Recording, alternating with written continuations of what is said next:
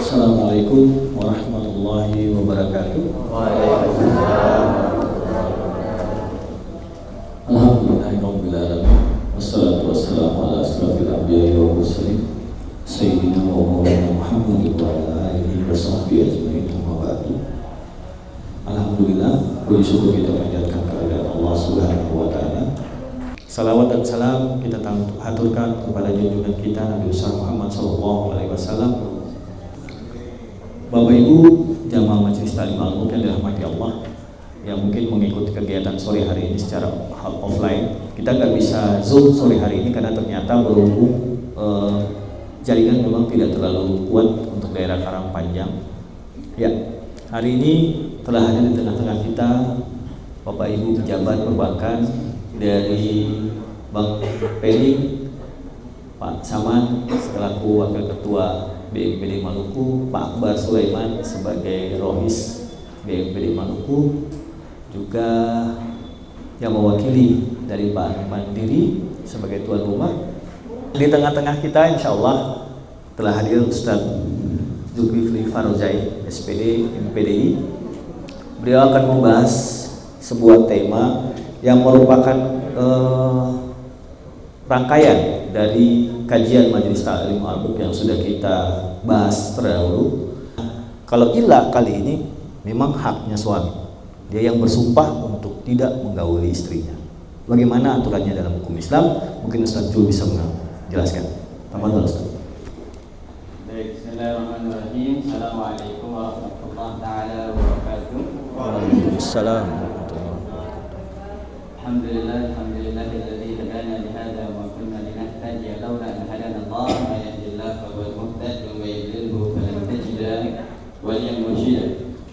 Asyhadu an la ilaha illallah wahdahu la syarika lah wa asyhadu anna Muhammadan abduhu wa rasuluhu la nabiyya ba'dahu. Bapak Ibu sekalian yang saya muliakan, alhamdulillah kita bisa berkumpul hari ini. Kita akan membahas tentang satu tema yang agak saya rasa di tepi jurang ini Pak Fadli ya. Ya. Materi saya kayaknya Pak Saman ini diberikan materi-materi tepi jurang ya. Dan biasanya itu ada penanya-penanya bayangan yang sengaja menjerumuskan biasa nanti. Saya tahu siapa orangnya. Kenapa dibilang tepi jurang? Karena ini ada kata-kata yang agak vulgar kita bahas. Saya pertama mohon izin untuk membahasakannya nanti. Kemudian Bapak Ibu sekalian, di materi ini yang menjadi titik tekan kita itu ada beberapa bagian. Bagian sumpahnya, bagian menggaulinya, dan bagian akibat daripada setelah bersumpah itu. Ini bagian yang perlu kita rinci semuanya. Namun sebelum itu semua, Bapak Ibu sekalian, perlu kita gambarkan view yang ada pada zaman ini dan zaman dulu tentang kenapa sampai ada ila itu. Ila sendiri adalah sumpah suami untuk tidak menggauli istrinya. Itu sebenarnya ila. Al-ila itu sebenarnya al-half. Ila itu adalah sumpah. Nah, sumpah apa? Sumpah untuk tidak menggaulinya. Mari kita belajar view-nya dulu. Bagaimana view pernikahan zaman ini dan bagaimana view pernikahan zaman dulu. Baru bisa kita ketemukan. Kan kita ini agak bingung begitu, agak tidak percaya. Apakah mungkin suami bersumpah untuk tidak menggauli istrinya? Apakah mungkin terjadi? Nah, sekarang yang terjadi kan, apalagi musim hujan dan mangga jatuh seperti kita di zaman hari ini, itu sulit banget untuk ini terrealisasi atau terjadi. Hampir tidak mungkin atau mustahil bahasa kita hal ini dilakukan. Bersumpah untuk tidak menggauli. Yang ada adalah keheranan kita. Nah, begini, di zaman jahiliyah, kenapa sampai Allah Subhanahu wa taala menurunkan Al-Qur'an di surat Al-Baqarah 226, ya, lilladzina yu'luna min nisaihim tarabbusu arba'ati ashhur. Bagi siapa saja yang bersumpah untuk tidak menggauli istrinya, maka istri tadi menahan dirinya selama 4 bulan. Di zaman jahiliyah, orang-orang kalau dia ingin mengazab, ingin kemudian menyusahkan istrinya, dia biasa bersumpah, saya tidak akan gauli engkau sepanjang 1 tahun.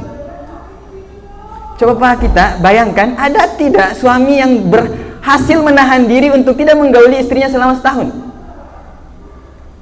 Saya menulis tesis tentang pendidikan suami terhadap istrinya. Di salah satu poinnya itu selain menasehati adalah al-hajru. Kita pisah ranjang. Pisah ranjang dalam Al-Quran, ayah juruhunna fil madaji' itu hanya ada 3 hari saja. Tapi ila di sini dalam Al-Quran itu 40 hari dia tidak digauli. Mungkin itu terjadi atau tidak? Di zaman jahiliyah orang gunakan sampai setahun sampai 2 tahun tidak menggauli istrinya. Karena mengapa mungkin ini terjadi? Karena di zaman itu orang punya istri banyak. Waalaikumsalam. Bapak kita hari ini tidak mungkin mengucapkan itu karena istrinya satu-satunya itu saja. Kenapa Pak Saman tidak mungkin bilang itu? Karena istrinya itu saja. Mau kemana dia malam berikutnya? Antua mau kemana? Begitu. Tapi Arab dulu Pak, Bu, kenapa ini ada hukumnya? Karena mereka punya istri banyak. Kalau dia tidak gauli hari ini satu orang istri 40 hari, dia masih punya 3 pintu lainnya untuk kemudian dia bisa datangi. Makanya kenapa hukum ini ada. Dan jahiliyah, di Arab jahiliyah dulu, di hukum-hukum jahiliyah, orang menikah bukan hanya 4, ada 6. Nabi Allah Daud alaihissalam ratusan istrinya, luar biasa. Nah Bu, Bapak, ini yang terjadi. Kita tidak mungkin bikin karena memang istri kita satu-satunya. Kita bilang saya tidak akan gauli engkau selama 4 bulan. Selama 4 bulan, 3 bulan kita sudah stres, ya? Udah mulai garu-garu kepala kan? Nah, karena memang tidak bisa begitu. Nah, kalau ini view yang ada, saya mohon izin dulu terhadap ibu-ibu. Pertama yang harus kita sepakati, fakta hukum Quran adalah membolehkan laki-laki menikah lebih dari 1. Itu fakta hukum. Itu fakta hukum yang mau tidak mau ibu harus terima. Berani tidak terima, kafir karena ingkar terhadap 1 ayat Al-Quran. Itu fakta hukum. Tapi realitas kehidupan itu beda lagi. Realitas kehidupan beda lagi. Ustadz bilang fakta hukum, tapi Ustadz tidak nikah lebih dari 1. Ya itu realitas kehidupan. Ya, beda, view-nya beda. Maka kenapa nanti ketika kita bicara tentang ila, Bapak Ibu sekalian, ada yang menganggapnya sebagai takdib, ada yang menganggapnya sebagai mendidik istri, ada yang nanti menganggapnya sebagai mengazab istri, menghukum istri. Nah, karena 2 view yang berbeda, maka hukum antara satu dengan yang lainnya juga melihatnya berbeda. Yang melihatnya sebagai takdib, nanti kemudian ada rentutan-rentutan hukum yang dia agak smooth. Tapi kemudian yang melihatnya sebagai hukuman, dia kemudian akan melihatnya sebagai sesuatu yang agak sedikit ditekan. Begitu. Siapa yang melihat smooth? Smooth ini jumhur. Saya membaca 3 kitab untuk kemudian sampai pada kesimpulan ila ini. Ada kitab Imam Ahmad ibn Hanbal, dalam mazhab Imam Ahmad ibn Hanbal, pengikutnya namanya karya Said Sabiq, yang paling kecil. Yang indahnya buku itu membahas ila di perantaraan antara hak laki-laki dan hak perempuan.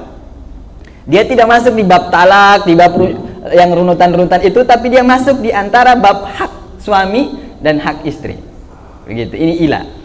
Nah, ada juga kitab yang cukup bagus, namanya kitab Bidayatul Mujtahid wa Nihayatul Muqtasid karya Ibnu Rushd. Itu kitab muqaranah, membandingkan antara banyak mazhab. Tapi yang paling detail dari semua bacaan saya itu adalah kitab Majmu' Syarah Muhadzab. Ini adalah kitab besar di mazhab Imam Syafi'i, merupakan penerjemahan dari kitab Al-Um. Jadi kitab itu kaulnya Imam Syafi'i, kemudian diterjemahkan oleh pengikut-pengikutnya, dijelaskan oleh pengikut-pengikutnya. Nah, Bapak Ibu sekalian, ila apakah mungkin terjadi? Bisa jadi terjadi. Apakah ila itu hampir mungkin bisa kita lakukan hari ini? Saya rasa itu perlu pertimbangan. Perlu pertimbangan. Nah, bagaimana kalau itu terjadi? Saya tidak akan menggauli engkau selama 4 bulan. Ya. Demi Allah, saya tidak akan menggauli engkau selama 4 bulan. Nah, misalnya ada dalam kondisi marah, kondisi tertentu, dia tidak ingin istrinya melakukan sesuatu. Kemudian akhirnya dia marah dan katakan sumpah tadi, demi Allah saya tidak akan menggauli engkau selama 4 bulan, atau saya tidak akan menggauli engkau. Maka begitu jatuhlah hukum ila kepada seorang wanita, dia tidak bisa digauli. Nah, syarat-syarat ila itu yang paling penting harus dipahami. Pertama, kullu zaujin balighin akilin qadirin ala wat'in. Semua laki-laki atau suami yang dia berakal, dia balik, dan dia punya kemampuan untuk menggauli. Mohon maaf, ini vulgar tapi harus kita sebutkan. Dia mampu menggauli istrinya, tapi dia bersumpah untuk tidak menggaulinya. Dia tidak gila, dia berakal, dan kemudian dia sehat, maka itu jatuh ilanya. Jatuh namanya sumpahnya. Dia sumpah itu diakui. Begitu. Saya bersumpah untuk tidak menggaulimu selama 4 bulan demi Allah, maka sumpah itu jatuh. Nah, Pak Fadli dan teman-teman sekalian yang dimuliakan Allah Subhanahu wa taala, orang-orang yang kemudian tidak berakal, tidak bisa ila, tidak dianggap dia punya sumpah. Apakah mungkin dia menikah, statusnya suami tapi belum balik? Bisa saja. Karena dulu Pak Ibu, saya merasa kita punya semangat dan motivasinya beda. Orang dulu kita kalau misalnya bilang, oh dia nikah 4, yang terbayang oleh kita hari ini dia rakus, dia galojo. Padahal di zaman dulu nikah lebih itu adalah amanah, dia tanggung jawab. Kalau kemudian kita lihat perempuan hari ini dia tidak mau suaminya menikah lagi, kita bilang itu karena cinta misalnya tidak dibagi. Dramanya banyak Pak Fadli, dramanya banyak gitu.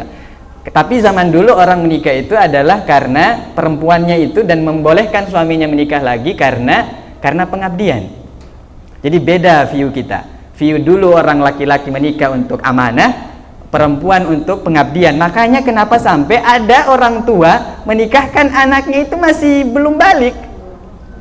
Dia masih anak-anak usia bantaran 6 tahun, dengan 6 tahun sudah kemudian bapak ibunya bersepakat mereka nikah. Sah nikahnya, nanti kemudian untuk masuk dalam rumah tangga itu ketika mereka sudah balik. Bagaimana ketika sudah belum balik itu tadi, dia kemudian ila, dia kemudian bilang istrinya, saya tidak mau menggauli engkau. Maka ketika dia belum balik itu, dia ilanya tidak jatuh, sumpahnya tidak dianggap, karena memang ya dia belum waktunya untuk menggauli istrinya gitu. Jadi syaratnya suaminya harus sudah balik, sudah dia berakal, kemudian dia pasti berakal, kemudian dia mampu untuk menggauli istrinya gitu. Nah, Bapak Ibu sekalian yang dirahmati Allah Subhanahu wa taala, bagaimana jika ini kasusnya banyak, bagaimana jika suaminya dia tidak mampu untuk menggauli?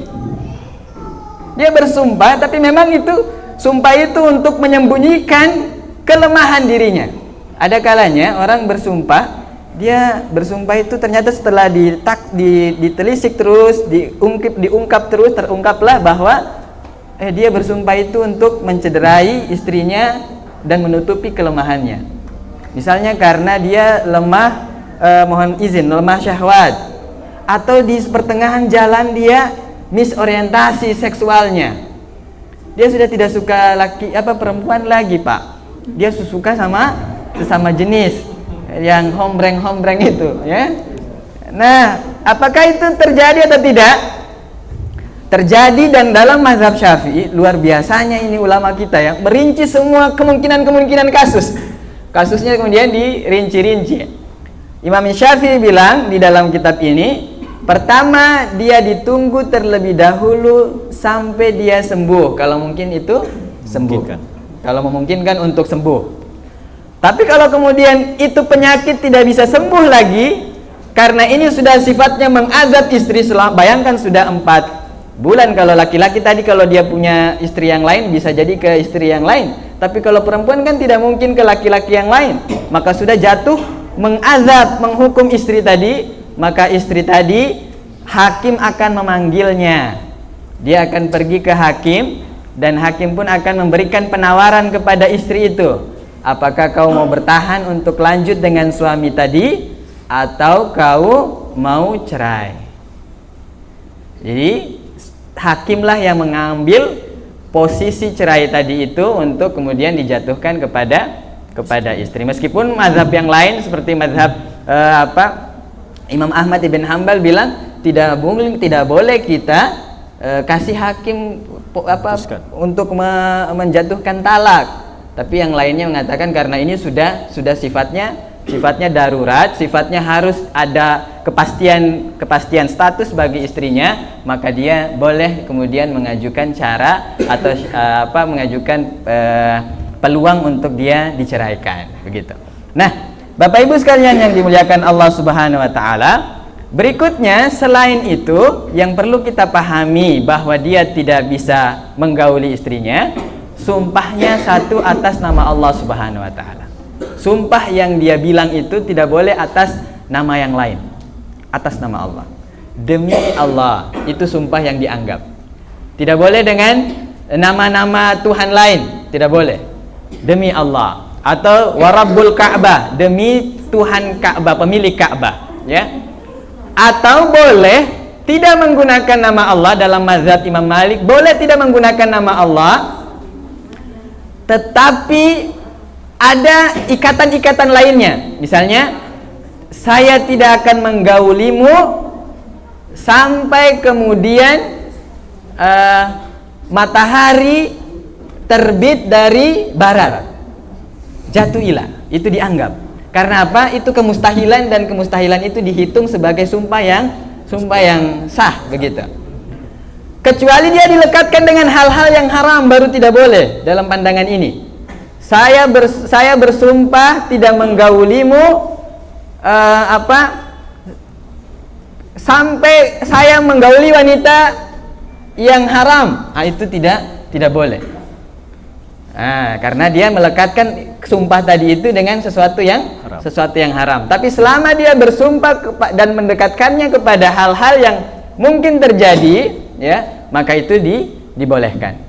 Namun ini Bapak Fadli dan teman-teman sekalian, Bapak Ibu sekalian yang dimuliakan Allah, sumpah kita kepada Allah tadi, sumpah kita demi Allah tadi itu, ya, dia berakibat hukuman lain ketika kita melanggarnya. Saya bersumpah tidak menggaulimu selama 4 bulan. Belum 4 bulan, dia sudah panggil. Dan ilah itu tidak selesai kecuali dengan cara menggauli.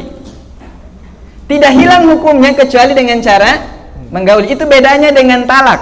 Kalau talak kan ada 3. Kalau di hukum kompilasi Islam baru dia nanti ada talak bain sugra dan bain kubra. Tapi kalau dalam syariah, talak itu 2 sebenarnya, talak rujuk, talak roji'i, dan talak bain. Talak bainnya bisa berulang sebanyak 2 kali atau dilakukan selama 2 kali. Ketika talak roji'i kita ucapkan, saya talak engkau. Di masa iddahnya, masa iddah itu 4 bulan 10 hari. Quran membahasakannya thalatha quru, 3 kali suci atau 3 kali haid, atau yang lebih spesifik arba'ata ashhuri wa ashra, 4 bulan 10 hari dia menunggu, tidak boleh nikah, tidak boleh menerima pinangan, itu selama 4 bulan 10 hari. Ketika talak, suami ketika talak istrinya talak 1, dia kemudian bisa kasih kode saja. Misalnya istrinya sudah pulang ke rumah orang tuanya, dia kasih kode mata saja. Nah, itu sudah rujuk ulang, dianggap rujuk ulang. Atau dengan bahasa-bahasa kiasan, sesungguhnya aku telah merindukan dirimu yang rembulan itu. Nah, itu sudah rujuk namanya. Dia boleh rujuk. Tapi bedanya sumpah ini, karena kita tadi sumpahnya untuk tidak menggauli, maka tidak habis hukum ilah itu kecuali dengan cara menggauli. Itu bedanya. Ini agak lain ya, agak berbahaya sebenarnya bahasanya ya. Tapi tolong dimaklumi saja, maafkan saya yang banyak. Maafkan saja saya, gitu. Karena harus diungkapkan secara detail. Dia tidak putus kecuali dengan cara kita berhubungan dengan istri kita. Nah, kalau sudah kita berhubungan menggaulinya, maka hukum tadi ilahnya sudah terhapus, posisi status ilahnya sudah terhapus. Si suami tadi karena melanggar sumpah, maka dia diberikan pembebanan. Ada hukuman bagi suaminya. Karena tadi sumpah. Apa sumpahnya di dalam, apa hukumannya? Di dalam Quran surat Al-Maidah ayat 89 Allah berfirman, "La yu'akhidhukumullahu bil-lagwi fi aymanikum, walakin yu'akhidhukum bima aqadtumul ayman. Fakafaratuhu it'amu asyarati masakin min awsati matut'imuna ahlikum."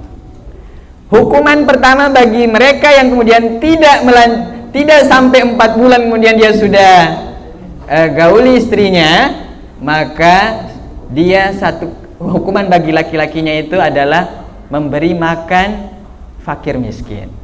Berapa orang fakir miskin yang dia berikan makan? 10 orang. 10 orang. Kalau hari ini kita kasih makan fakir miskin satu kali makan dalam sehari misalnya 50.000, dikali 10 maka 500.000. Min ausati matut imuna ahlikum. Sebagaimana engkau memberikan makan kepada keluargamu, begitu juga makanan kualitas yang engkau keluarkan untuk fakir miskin.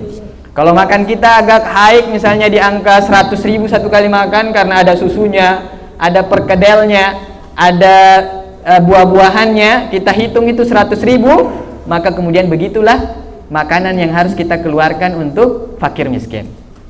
Gitu. Kalau bukan memberi makan fakir miskin, Bapak Ibu sekalian, kita boleh kiswatuhun. Kita boleh mengganti makanan tadi itu dengan memberi pakaian. Boleh memberikan pakaian kepada fakir miskin.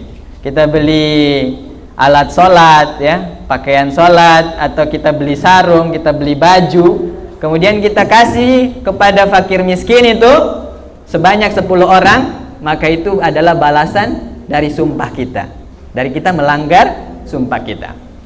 Min ausati matut imuna ahlikum au kiswatuhum au tahriru raqabah. Hukum melanggar sumpahnya juga tadi adalah tahriru raqabah, yaitu memerdekakan budak. Jadi Bapak Ibu sekalian, jangan sembarang bikin sumpah, ya. Poin di sini adalah jangan sembarang bikin sumpah yang nanti kalau kita sumpah kita tidak kuat, yang akhirnya kita yang bayar denda, bayar kafaratnya, bayar dendanya. Ya. Dia so jago Pak, dia jagoan, ya. Dia bilang saya demi Allah tidak akan menggaulimu selama 4 bulan, ya. Baru juga 1 pekan dia kemudian sudah tidak tahan dan langgar sumpahnya. Akhirnya dia bayar denda, cari budak, ya, cari, ada budak kesengketan, saya nggak ada lagi. Maka dia memberi makan atau memberi pakaian, atau yang terakhir, ya, faman lam yajid fasyamu thalathati ayyam. Kalau tidak dapat semuanya, tidak dapat budak, maka dia boleh berpuasa 3 hari, sepanjang 3 hari dia boleh puasa. Jadi kalau misalnya kita sudah gauli, ya, sudah berhubungan tadi istri itu sudah digauli, istri tadi sudah jatuh hukum ilahnya, sudah habis hukumnya, kita bayar kafarah. Dan Bapak Ibu sekalian yang dimuliakan Allah Subhanahu wa taala, saya rasa hukum ini agak jarang kemudian terjadi di kesempatan kehidupan kita. Agak jarang. Karena memang standar tadi, standar suami istri kita, standar istri kita hanya cuma 1, ya. Standar kemudian ilmunya mungkin tidak nyampe juga ke kita. Kayaknya tren untuk bersumpah kayak gini tidak masuk di kita Pak Fadli, ya. Tren begini tidak masuk. Tapi untuk di Arab atau di orang-orang yang punya istri banyak, hal ini bisa jadi ada. Dan kalau kita berniat punya istri banyak, Jangan bikin-bikin hal kayak begini ya, jangan bikin hal.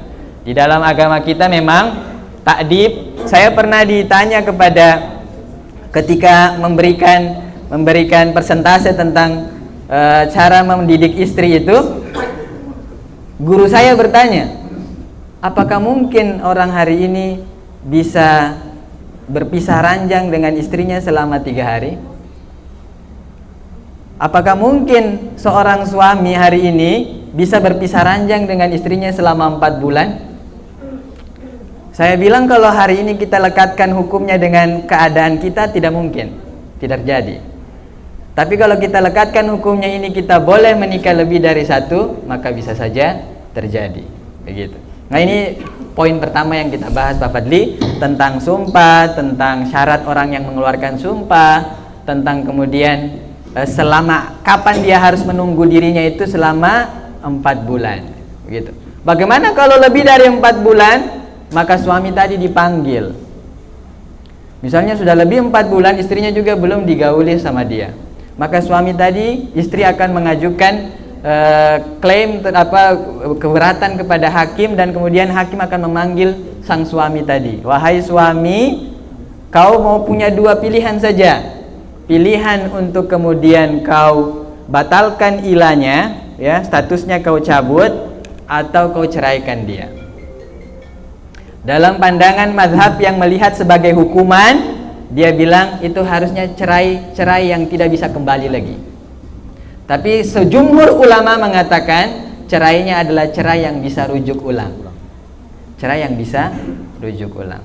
Ya, agak berat ya Pak ya. Karena kita tidak merasakannya, gitu, tidak merasa. Tapi ini bagian dari ilmu yang Allah Subhanahu wa taala berikan untuk kita di suatu masa nanti, bisa saja terjadi karena memang palung peradaban kita terlalu jauh. Orang di sini menikah dengan hukum-hukumnya, kemudian itu terjadi sampai dengan kita, view-nya sudah beda. Tapi saya rasa ini ada tarik-menarik magnetnya, kita bakal akan kembali lagi ke hukum yang sama, sehingga hukum ini masih ada di dalam literatur Islam. Itu dulu Pak Fadli, mungkin kita pertajam. Ya, baik Ustaz. Kalau Ustaz bilang tadi hukumnya berbeda, sebenarnya bukan hukumnya berbeda Ustaz, tapi hukumnya dirubah menjadi lain di masa yang sekarang. Betul. Karena yang sekarang, kalau yang kayak tadi Ustaz bilang, apakah seorang istri yang sekarang dia rela mengikhlaskan suaminya kawin lagi? Pertanyaannya kan kayak begitu. Ya. Kenyataannya suami dapat izin kah, saya dapat izin kah, beta tetap kawin. Iya, itu yang terjadi. Nah, untuk jamaah sekalian yang dirahmati Allah, mungkin ada yang baru bergabung saat ini. Jadi kita dari semenjak bulan Juni, kajian kita itu sudah membahas tentang beberapa hal terkait pernikahan. Kita mulai dari talak, terus kita berlanjut dengan khulu, setelah itu lian, dan kita lanjut dengan Islamnya salah seorang dari suami atau istri. Itu kita baru bahas kemarin. Nah, hukum itulah yang saya bilang tadi. Sekarang terjadi Ustaz. Kita baru bahas kemarin dengan Ustaz Hussein juga. Dan ini hukum yang berubah sebenarnya adalah ketika sampai pada aturan Islamnya salah satu pasangan, suami atau istri. Dikaitkan lagi dengan sekarang kita bahas tentang ilah. Ini memang jadi seru Ustaz. Bagaimana seandainya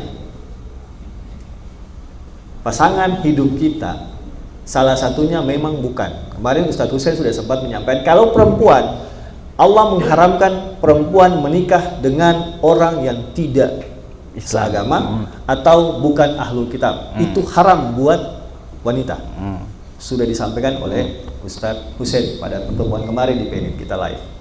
Nah, pertanyaannya, kalau sekarang yang terjadi adalah laki-laki, ada sebagian ulama menyatakan boleh, sebagian ulama menyatakan tidak boleh. Ulama yang menyatakan boleh itu menyatakan bahwa harus kawin dengan yang tidak seagama tapi adalah ahlul kitab.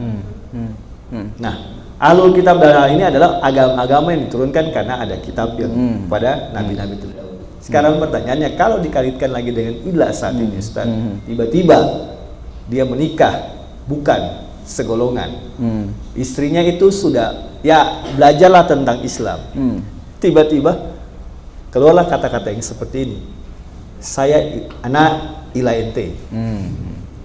Iya. Ini pemahamannya seperti apa Ustaz? Karena kita mengkaitkan. Iya. Kalau Ustaz tadi bahas kan, kalau yang sesama muslim begitu 4 bulan belum di ilahnya itu tidak dicabut, tinggal datang ke hakim tanya, ente mau gauli kah, ente tinggalkan ente pu istri. Tapi sekarang posisinya mungkin berbeda. Bagaimana menurut pandangan Islam Ustaz? Siap. Ilahnya bisa jadi kita kembangkan pertanyaannya Pak Fadli. Ya. Ilahnya dia kasih dengan nada yang sharih tentunya. Ilah itu harus diucapkan dengan jelas. Saya bersumpah demi Allah tidak menggaulimu sepanjang 4 bulan. Itu harus jelas. Begitu. Tidak boleh dengan bahasa kiasan. Dia harus jelas. Nah, berikutnya ilah itu dia adalah menggauli di kemaluan. Mohon izin, ini kitab yang mengatakan dan saya membacanya begitu. Saya berlindung di kitab ini ya. Jadi ilah itu tidak bisa menggaulinya, misalnya dia sudah gauli hakim tapi bukan di kemaluannya, maka itu tetap berlanjut status ilahnya. Sekarang kita lanjutkan dia. Bagaimana kalau istrinya tadi muslim, kemudian dia ilah, kemudian terjadilah status ilah pada dia bersumpah suaminya, saya tidak akan menggaulimu selama 40 hari demi Allah atau 4 bulan demi Allah. Di pertengahan 3 bulannya istrinya murtad. Bisa jadi kayak gitu. Istrinya murtad, kemudian dia apakah ilahnya ini gugur atau tidak? Pembahasan di kitab Syarah Muhadzab bilangnya, pertama, selama dia murtad tadi, dia ditunggu terlebih dahulu, ada masa menunggunya. Nazarta, engkau tunggu terlebih dahulu wahai hakim. Kalau dia nanti balik lagi ke Islam, maka istu'nifa, dikembalikan lagi hukum ilah tadi itu pada dirinya. Jadi dia tidak langsung rujuk.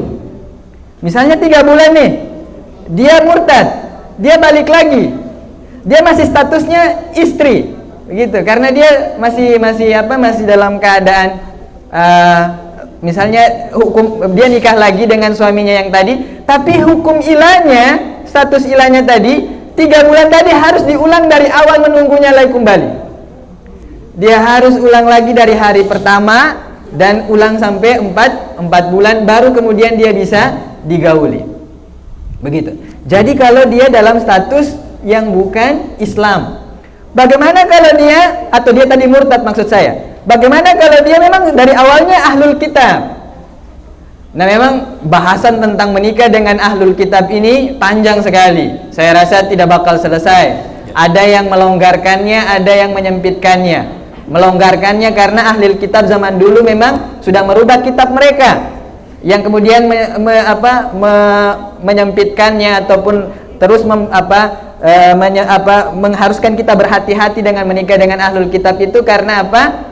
Ya, wala amatum mu'minatun khairum min musyrikatin walau a'jabatkum. Hoi laki-laki, budak perempuan itu jauh lebih baik dibandingkan perempuan musyrik meskipun engkau takjub dengan kecantikannya.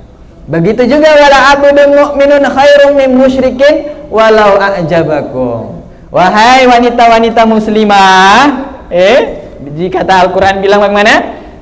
Laki-laki yang budak jauh lebih baik dibandingkan dengan laki-laki gagah Korea, hidungnya gagah, kulitnya gagah, ya, itu rambutnya lurus-lurus panjang. Nah, itu lebih baik budak tapi dia muslim daripada yang itu. Ini panjang sebenarnya bahasannya. Nah, bagaimana kalau dia memang sudah ahlul kitab, baru ada ilah lagi dengarkan? Sudah ahlul kitab, ilah lagi kembali. Maka ilahnya sama dengan ilah mukminah.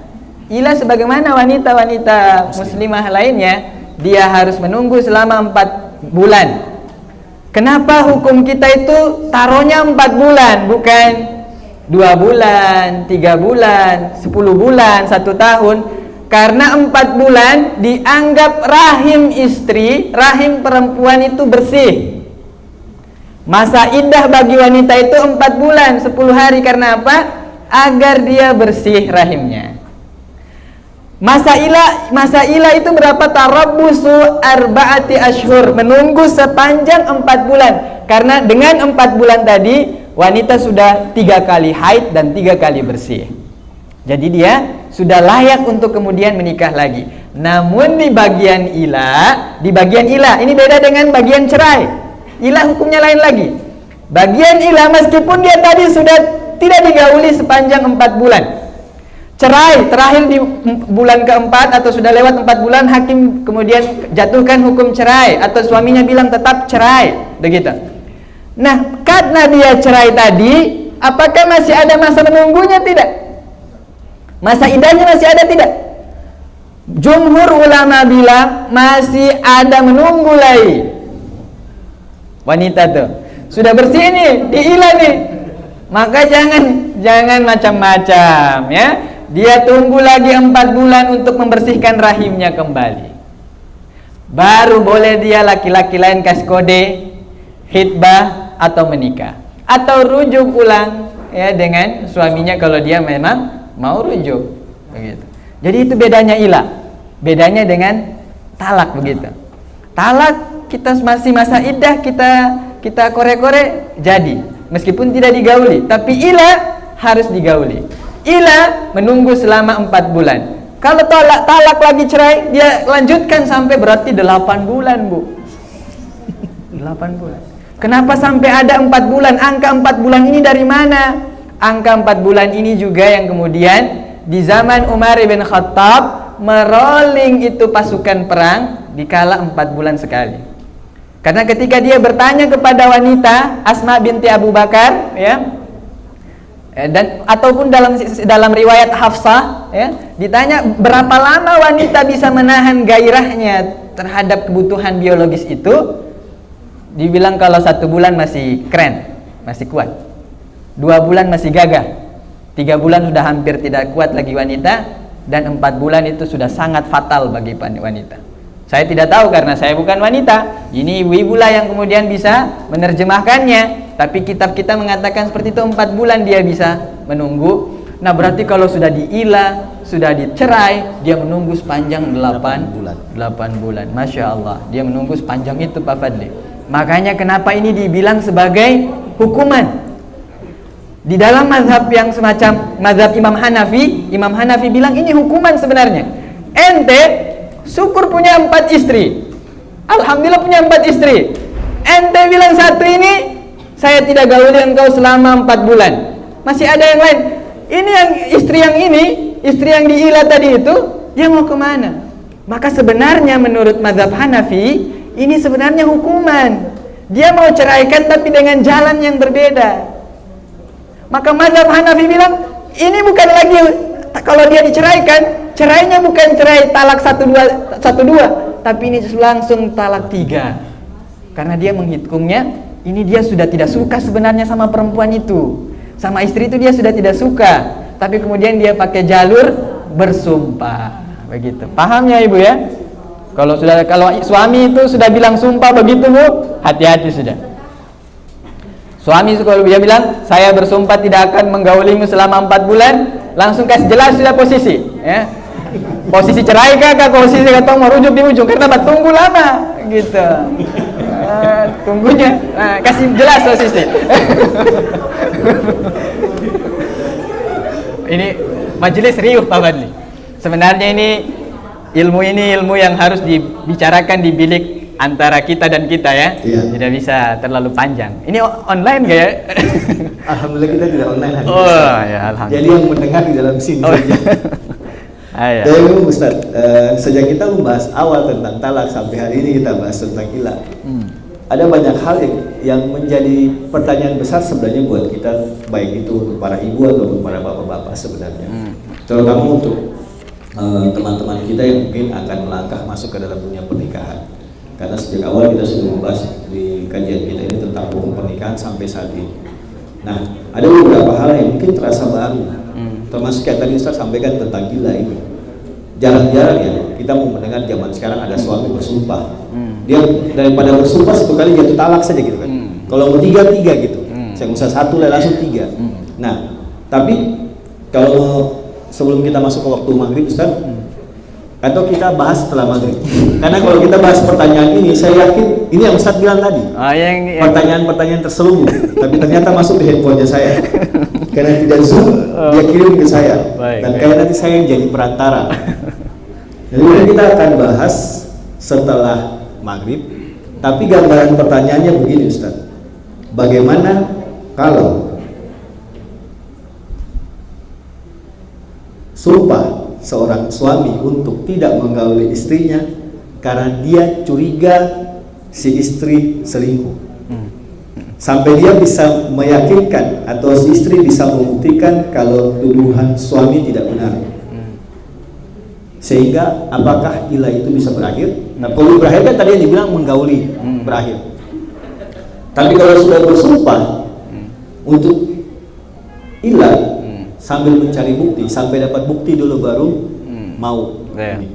Tapi kalau tidak dapat bukti, akan saya juga akan berarti akan adakah kaitannya dengan si istri punya hak untuk bersumpah? Ya, dia kan punya hak juga. Kalau tidak salah khulu. Ya, dia boleh li'an ya, ada li'an. Dia bersumpah demi Allah sampai 4 kali saya tidak pernah selingkuh. Saya tidak pernah selingkuh demi Allah.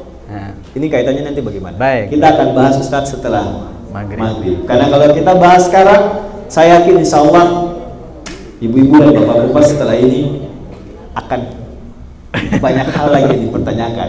Baik. Karena sebenarnya hal-hal ini secara tidak langsung mungkin pernah diucapkan dalam hati. Siap. Tapi kita tidak tahu. Ya.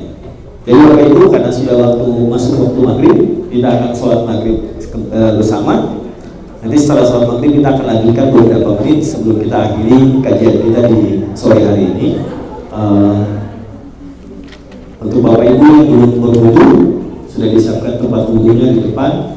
Untuk yang sudah, kita akan lanjut dengan waktu maghrib.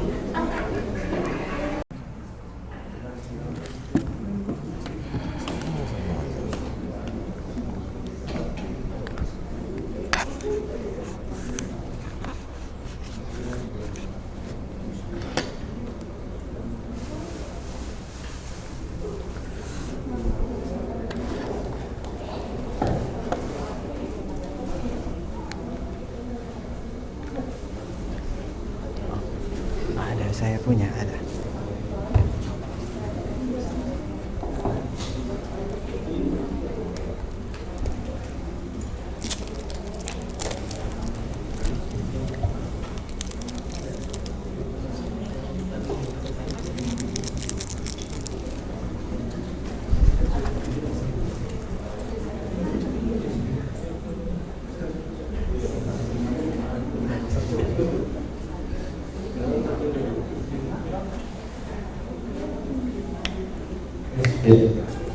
Alhamdulillah, Bapak Ibu kita sudah menyelesaikan ibadah sholat maghrib. Kita akan lanjutkan sedikit tema kita di sore hari malam hari ini. Yang seperti saya sampaikan tadi, Ustaz, ada pertanyaan sebelum kita sholat maghrib tadi. Kita nggak perlu sampaikan siapa penanyanya.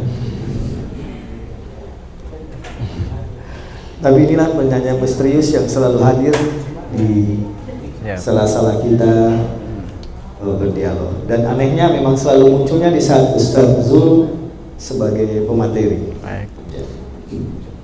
Ada apa-apa dengan Ustaz kayaknya. Ya, kayak tadi Ustaz, bagaimana kalau seorang suami bersumpah ilah karena untuk tidak menggauli istrinya karena dia curiga istrinya selingkuh, dan dia ingin membuktikan, meyakinkan itu dengan mencari bukti kalau memang tuduhan itunya tidak benar. Baik. Atau si istri sendiri akan membuktikan bahwa tuduhan itu tidak benar. Sehingga lihat itu bisa diselesaikan dengan aturan yang sesuai. Namun yang tadi saya kaitkan lagi, kalau ternyata sampai 4 bulan tidak ada bukti nih, si istri selalu meyakinkan bahwa saya tidak berzina. Baik. Nah, ada hukum dalam pernikahan, si istri punya hak untuk melakukan khulu dan dia melakukan itu. Dia pikir daripada menunggu 4 bulan, karena ini kan 4 bulan harus bawa ke majelis hakim tetapkan talak, menunggu 4 bulan, 8 bulan. 8 bulan. Daripada dituduh tanpa bukti, lebih baik saya melakukan sumpah yang tidak hulu. Itu bagaimana kaitannya? Siap. Jadi berkelindan hukumnya ya Pak Fadli. Iya. Kita review bahwa ila itu adalah sumpah suami untuk tidak menggauli istrinya dengan menggunakan nama Allah. Waktu istri untuk menunggu masa-masa itu setelah jatuh status ilahnya itu adalah 4 bulan. Ilah ini bisa hilang statusnya, bisa hilang dia punya kategori ilah itu tadi jika suami menggauli istri. Karena sumpahnya tadi adalah menggauli, maka cara untuk menggugurkan ilah itu dengan cara menggauli. Sampai di sini saya rasa kita sudah terduduk dia punya pemahaman tentang apa itu ilah. Lantas apakah ilah ini ketika kita bersumpah kan banyak dia punya embel-embel ya, atau banyak juga motivasinya. Misalnya dia bersumpah, saya bersumpah tidak menggaulimu selama 4 bulan, atau saya bersumpah demi Allah tidak menggaulimu sampai terdapat bukti bahwa engkau tidak selingkuh. Jadi ada 2 hukum di situ. Hukum 1 adalah hukum ilah, hukum 2 adalah hukum li'an atau hukum qadzaf. Walladzina yakdzifuna. Jadi barang siapa yang menuduh istrinya untuk bahwa istrinya tadi yang suci itu tidak dia kemudian selingkuh, bahasa kita halusnya selingkuh. Tapi biasanya itu jatuhnya adalah menuduhnya berzina, begitu. Maka dia harus mendatangkan 4 orang saksi agar kemudian terurai masalahnya. Jadi hukum li'an berbeda cara penanganannya, hukum ilah berbeda penanganannya. Jadi kalau kasusnya terikuti banyak hukum begitu. Ada hukum ilah, ada hukum li'an, ada hukum zihar. Zihar ini kan dia menyerupakan istrinya dengan dia punya mama. Mukamu kayak beta pun mama pun muka. Yang dia maksud itu adalah sebenarnya cerai. Tapi dia kemudian maunya itu menyerupakan orang tuanya yang tidak boleh digauli dengan muka istrinya. Mohon izin Bapak Ibu, ini kita banyak dengan bahasa gauli. Ya, ini mohon izin karena memang tidak ada cara untuk kemudian memahaminya kecuali dengan menggunakan kata itu. Jadi dalam kaitan hukum fikih saya harus bilang kata itu dengan jelas begitu. Nah, meski saya juga tidak nyaman, tapi mudah-mudahan ibu memaafkan, ya, ibu bapak memaafkan. Bahwa dia ketika kemudian nantinya ada zihar di sana, ada li'an di sana, ilah ini tidak serta-merta terhapus. Ilah tadi kan dia harus 4 bulan. 4 bulan dia tunggu, ternyata habis masa ilah, hakim panggil. Saya tadi ilah itu dilekatkan dengan suami tadi mengilah ente itu karena ada tuduhan bahwa sudah berselingkuh. Ilahnya dia tetap kemudian habis sampai di 4 bulan itu, apakah cerai atau bukan kembali. Kalau cerai berarti dia diceraikan, kalau kembali maka ada lagi kaitan berikutnya itu hukum li'an. Hukum li'annya berlanjut. Jadi tidak bisa langsung digauli istri itu, karena masih ada sangkut pautan dengan li'an. Kalau li'annya tadi istrinya kemudian dia bersikukuh tidak berzina, tidak berselingkuh, dia berani juga untuk bersumpah demi Allah, demi Allah, demi Allah, demi Allah, saya tidak berselingkuh. Kayak saya rasa sudah pernah dijelaskan. Paling baik adalah hari Jumat sore di Masjid Jami, di satu rumah besar, ya, di masjid paling besar. Kemudian dia bersumpah juga istrinya. Suami tadi berdiri bersumpah, istri juga balas berdiri bersumpah. Ketika istri sudah berani berdiri bersumpah juga, maka hukum li'annya gugur. Baru kemudian dia gauli. Jadi meskipun tadi status ilah itu harus digauli, tapi dia juga harus menunggu ketika ada hukum ini berentetan dengan cara-cara yang lain. Bagaimana kalau dia berentetan dengan zihar? Demi Allah, makanya laki-laki itu tuh dia pemulu jaga. dia pemulu itu jaga baik-baik. Karena kalau wanita dia ucapkan talak 1000 kali tidak jatuh talak. Kalau laki-laki dia bilang talak 1 kali jatuh talak. Meskipun hukum kompilasi Islam, menikah di depan hakim, cerai di depan hakim. Meskipun kita ceraikan istri kita di luar di depan hakim ini 1000 kali, di hakim tetap dihitung 1 kali. Maksudnya begitu. Paham ya ibu bapak sekalian? Maka laki-laki jangan bicara banyak-banyak. Kalau sudah marah tuh tahan diri. Demi Allah, saya tidak gaul di ente, ya. Saya tidak mau gaul di ente karena muka ente kayak beta pun mama. Apa hukum yang melekat di sana? Hukum ila dan hukum zihar. Hukum menyerupakan istri dengan ketompung mama itu tak boleh. Jadi kadang-kadang laki-laki yang ini yang rese ya, dia bilang sabaran. Ih kayaknya kau pundak, ini pundak nih bahu ini sama dengan beta pun mama pun bahu. Itu zihar. Tidak usah kasih sama-sama ketompung istri dan mama. Tidak ada gunanya, gitu ya. Itu zihar. Tapi kalau misalnya kita tahu dan dimaksudkan untuk cerai, begitu. Nah kalau dia maksudkan adalah zihar, hakim bilang ini maksud ente bilang mukanya sama dengan mukanya istri ini sama dengan muka mamamu, apa maksudnya? Oh dia maksudkan adalah zihar. Maka setelah ila dia merunut lagi masalah-masalah zihar. Di zihar itu hukumannya bagaimana? Zihar dia harus memerdekakan budak qabla ayyatamasa. Sebelum dia menggauli istrinya, dia harus memerdekakan budak. Ditunggu kalau 3 hari dia bisa merdekakan budak, berarti dia boleh gauli istrinya. Kalau tidak, berarti lanjut kepada hukum berikutnya. Hukum berikutnya apa? Dia memberikan makan 60 fakir miskin. Itu zihar, lebih parah lagi dia punya hukuman. Kalau ila tadi kan kasih makan berapa orang ibu? 3.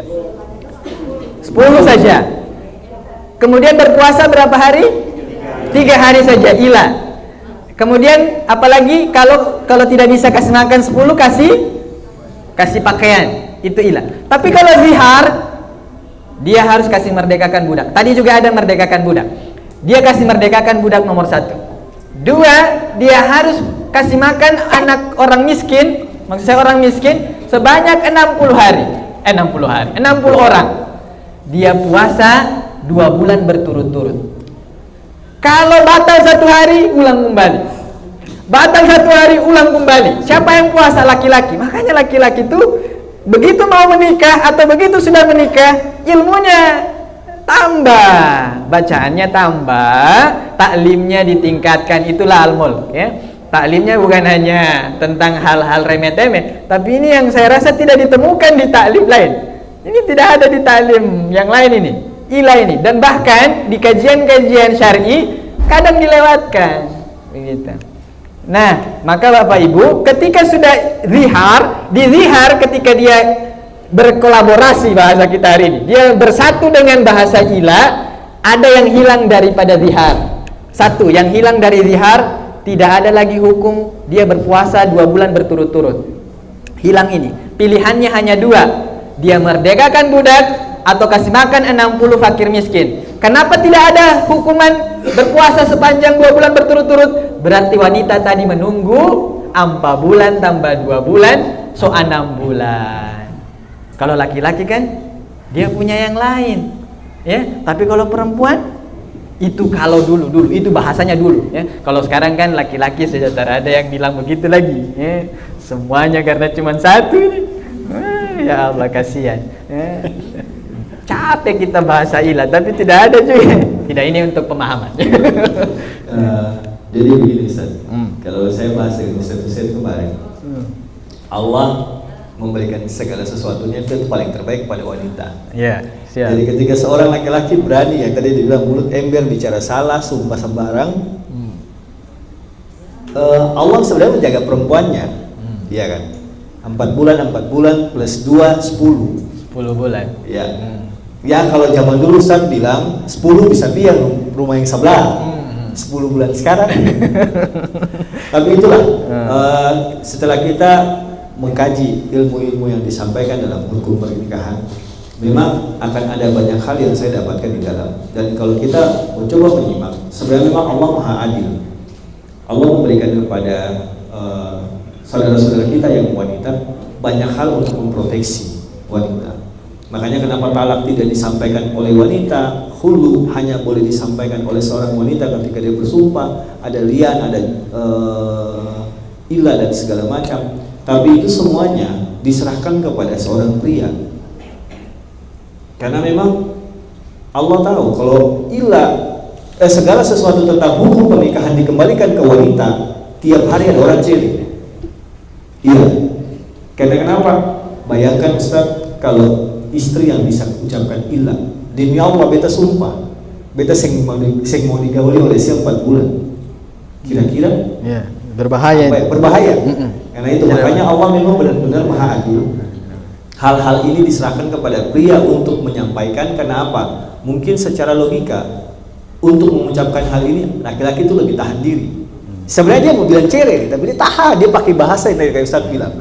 Termasuk zahir. Zahir kita akan bahas di pertemuan berikutnya. Akan kita bahas di dalamnya bagaimana seorang laki-laki ketika dia menjadikan ibunya sebagai contoh untuk istrinya. Ternyata di dalam agama Islam itu betul-betul dilarang.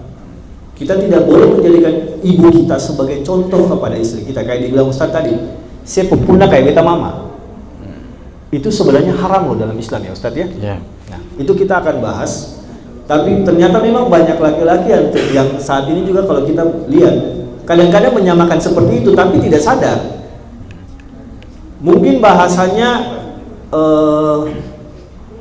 dianggap bercanda, tapi di dalam Islam itu suatu hal yang dilarang. Mungkin saat tidur tiba-tiba bilang ini, "Singorong kayak beta mama." Ya.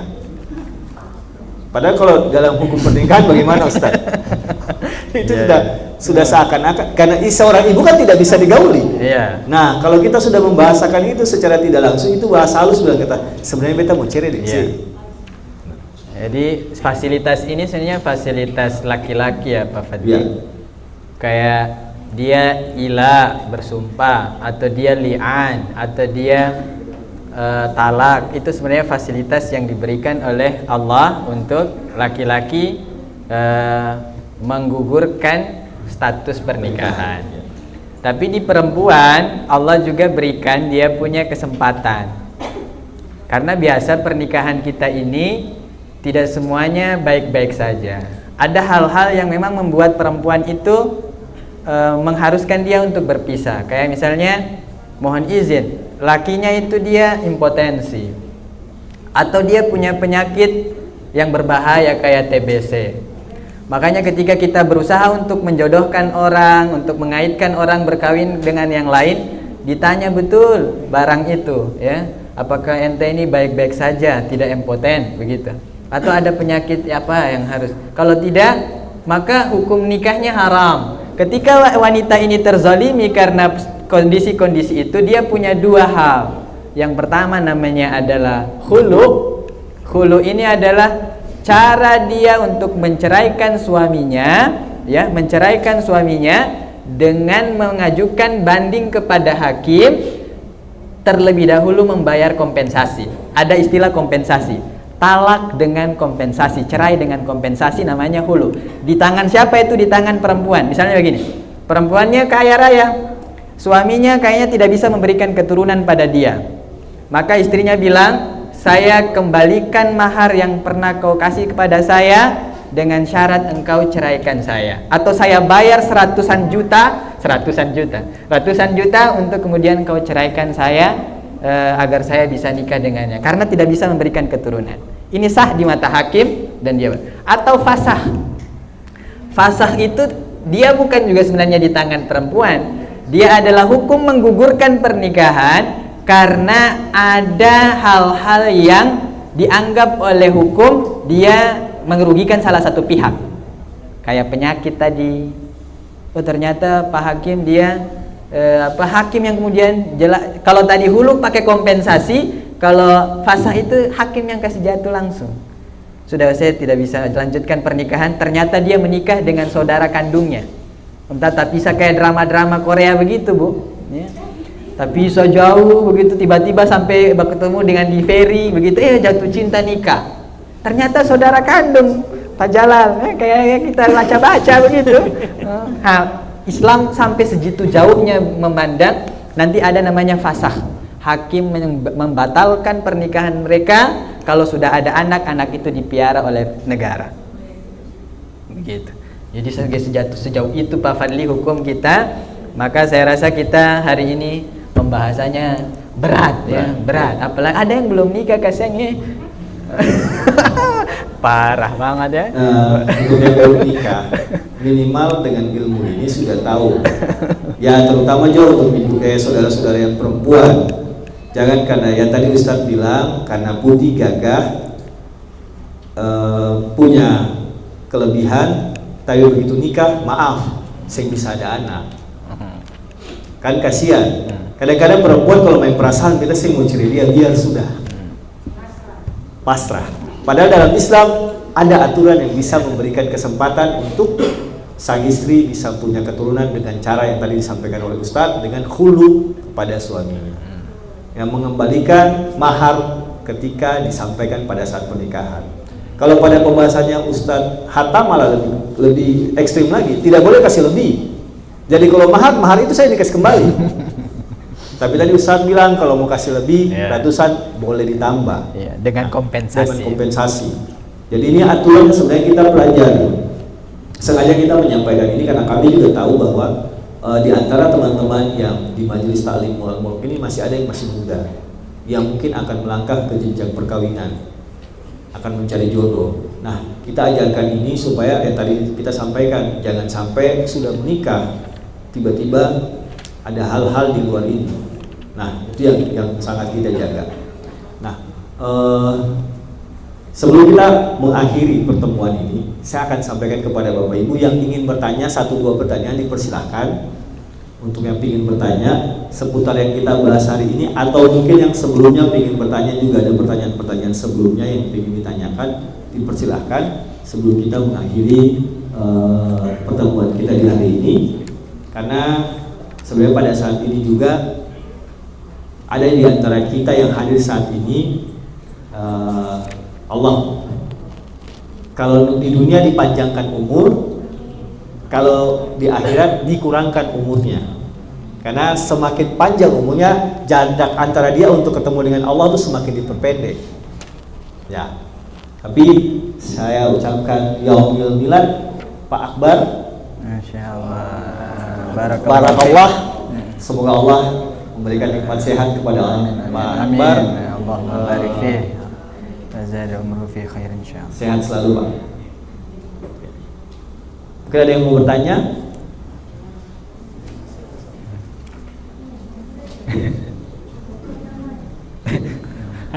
Berbahaya. Ya, sambil menunggu, saya juga ingin menyampaikan beberapa hal untuk Bapak Ibu jamaah. Sebelum ini kan kita pernah menyampaikan bahwa insya Allah dalam perayaan Maulid Nabi di bulan Oktober nanti kita akan kedatangan salah satu ulama besar. Dalam hal ini Ustadz Abdul Somad atau UAS.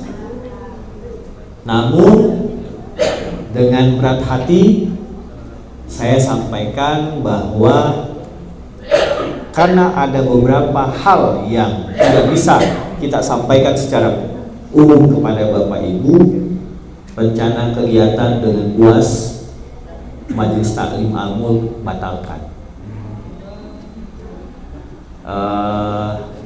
Saya tidak perlu menjelaskan, namun kita akan berusaha menghadirkan ustadz yang lain, insya Allah yang mungkin bisa memenuhi keinginan jamaah sekalian. Ada beberapa nama yang akan disiapkan, diantaranya Imam Besar Masjid Istiqlal Ustadz Nazaruddin Umar, atau kita sementara berupaya dengan Ustadz Hasan. Ya, walaupun ya dengan Ustadz Hasan memang agak perlu waktu mengaturnya yang benar-benar lebih intens untuk ini, tapi kita akan coba insya Allah untuk kegiatan Maulid akan ada kabar selanjutnya akan kita sampaikan kepada Bapak Ibu jamaah sekalian. Ya, tidak ada pertanyaan? Oke, karena tidak ada Ustaz, jadi dari akhir dari segala pembicaraan atau pembahasan kita ini adalah, sekali lagi saya selalu sampaikan bahwa Allah Maha Adil. Allah memberikan hak prerogatif, kalau kita bilang segala sesuatu itu bisa diputuskan oleh seorang pria, tapi tidak semudah itu juga seorang pria memutuskan hal ini dalam hukum pernikahan dalam Islam. Namun itu yang sudah Allah ceritakan kepada kita, bahwa Allah selalu melindungi seluruh hambanya dengan segala aturan hukum yang jelas, ya Ustaz, baik itu kepada seorang pria maupun kepada seorang wanita. Nah, untuk teman-teman yang akan mencari jodoh, mungkin jangan pakai istilah jaga orang pun jodoh. Jangan pakai istilah itu, jaga orang pun jodoh. Atau sekarang yang lagi santer sedikit banyak mantan. Apa maksudnya? Ya kan? Jadi usahakan kalau bisa jangan ada bahasa mantan. Ya menjalankan betul, kalau bisa bahasa alumni. Kalau mantan cili alumni lah, makanya bisa alumni. Insya Allah kita akan lanjutkan kajian kita di pertemuan selanjutnya. Sekali lagi terima kasih untuk tuan rumah dari Bank Mandiri karena sudah menyiapkan University Mandiri untuk kita pakai di sore hari ini. Ada penyampaian dari Pak Saman sebagai Wakil Ketua BNPD. Kita akan ketemu dengan area manajernya Mandiri. Kita akan mencoba menjadikan ini sebagai base, salah satu base untuk kegiatan-kegiatan kita selanjutnya. Nanti ada Pak Akbar juga.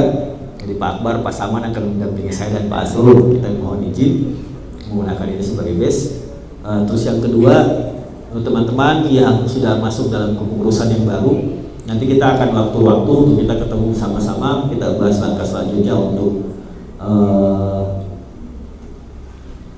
program kerja majelis taklim selanjutnya, karena ada salah satu yang harus dimasukkan, yaitu terkait dengan kegiatan pengajian ngaji bersama. Kita belajar ngaji lagi. Dan sudah selanjutnya saya menyampaikan terima kasih untuk jamaah yang sudah hadir dari Bank Indonesia, dari Bank Mandiri sendiri, dari Bank Muamalat, dari Bank BRI, dari Bank Peni, juga dari teman-teman perbankan lainnya yang sudah hadir di sore hari ini. Insya Allah Allah membalas semuanya dengan pahala yang luar biasa kepada Bapak Ibu yang sudah meluangkan waktu untuk hadir di sore hari ini. Khusus untuk ibu-ibu wabah, sekali lagi saya sampaikan, Bu, kalau kita offline, kalau boleh ibu-ibu hadir juga supaya biar lebih rame kegiatan kita. Jangan karena hanya di Mandiri atau pas di Bank Indonesia pasamannya ibu-ibu wabahnya hadir. Nanti kalau bilang buat pelaksanaannya di bank lain, ibu-ibu wabahnya nggak ada. Ya, kalau di Bank Indonesia IPB wajib hadir mungkin. Tapi kalau di sebenarnya IPB juga sih kita undang apa ya?